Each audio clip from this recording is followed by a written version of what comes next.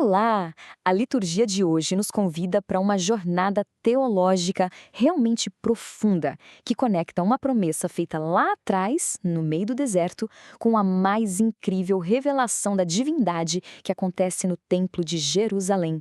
Vamos mergulhar juntos nessa arquitetura maravilhosa da história da salvação. Para a gente conseguir entender a riqueza dessa narrativa, a gente precisa, digamos, de uma chave de leitura. E quem nos dá essa chave é Santo Agostinho. O que ele nos ensina com essa frase é que a Sagrada Escritura é, na verdade, um único e coeso relato, onde as promessas do passado encontram seu significado total, seu pleno cumprimento em Cristo. A questão que vai nos guiar é exatamente esta: como é que pode uma aliança selada com um patriarca milhares de anos atrás se tornar a base para o confronto mais dramático sobre a identidade de Jesus?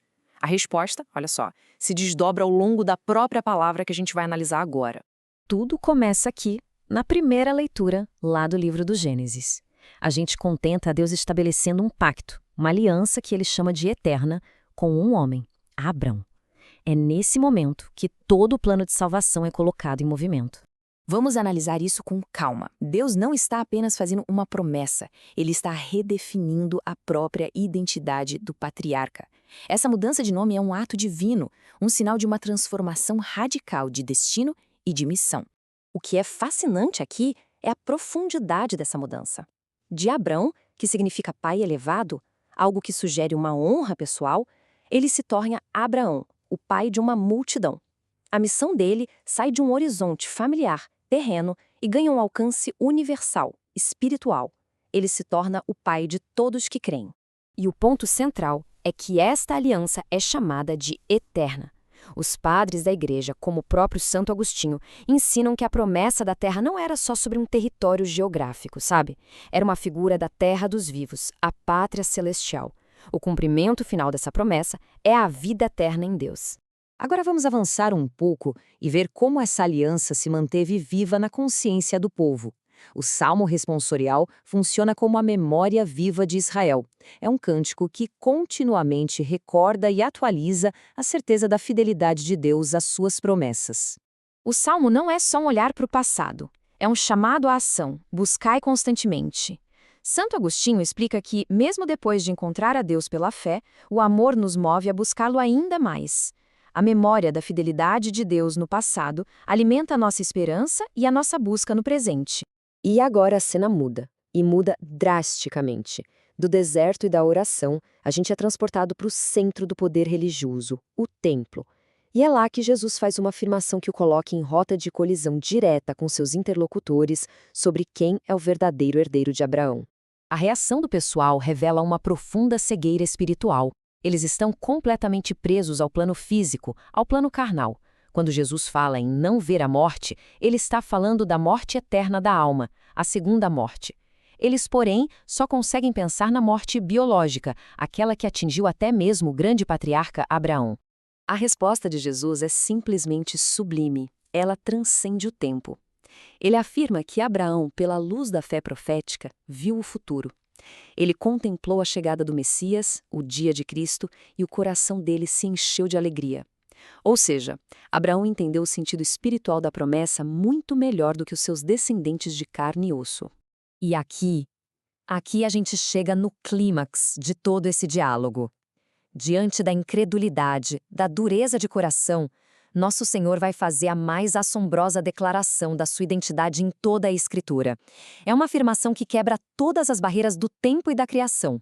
A pergunta deles é lógica, mas é uma lógica limitada pela percepção humana. Eles veem um homem com menos de 50 anos e não conseguem nem imaginar como ele poderia ter visto alguém que viveu quase 2000 anos antes. Eles estão, sem saber, preparando o palco para a grande revelação. Antes que Abraão existisse, eu sou. Existe uma força imensa nessas palavras. É uma afirmação de majestade divina que ecoa por toda a eternidade. Essas duas palavras, eu sou, são o mesmíssimo nome que Deus revelou a Moisés. Jesus não está dizendo apenas que existia antes de Abraão. Ele está afirmando que ele é. Ele se identifica com o ser eterno, imutável, sem começo nem fim, coeterno ao Pai. É a mais clara e direta reivindicação de sua divindade. E esta comparação ilustra de forma brilhante essa distinção teológica. Os santos padres notam a precisão das palavras. Jesus não diz, antes que Abraão nascesse, eu era. Ele diz, antes que Abraão fosse feito, eu sou. Abraão é uma criatura que veio a ser no tempo. Jesus simplesmente é na plenitude do ser eterno. Chegamos então à grande síntese. Como tudo isso se conecta? A gente vê que a promessa feita a Abraão, que era uma sombra, uma figura, encontra sua realidade plena e gloriosa na pessoa de Jesus Cristo. Essa progressão é clara e muito bonita. A descendência de sangue se torna uma descendência espiritual em Cristo. A terra física aponta para o reino dos céus. O sinal físico da circuncisão é substituído pelo sacramento espiritual do batismo.